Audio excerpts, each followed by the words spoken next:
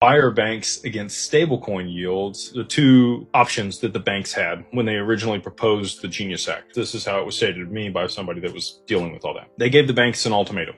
They said, look, you guys either have to pass the yield on these stable coins to your patrons, the people that are using them in your ecosystem. And if you do that, then we won't allow the fintechs to issue stable coins. Or you can keep the yield for yourself. But we're going to have Google and Facebook and Meta and, all these other fintechs become neobanks, and they're going to be able to issue their own stablecoin too.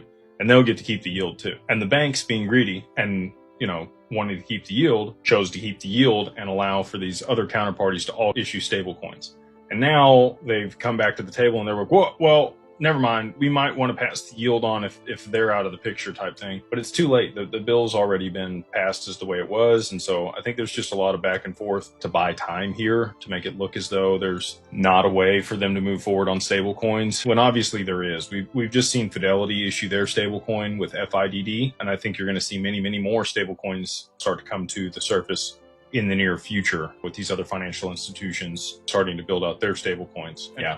I don't see why they're being the way that they are, but that's the whole deal. The banks wanted to keep the yield, and so they allowed, everybody to basically create stable coins, and they all get to keep the yield and won't pass it through. But again, tokenized deposits is a way to just skirt right around that.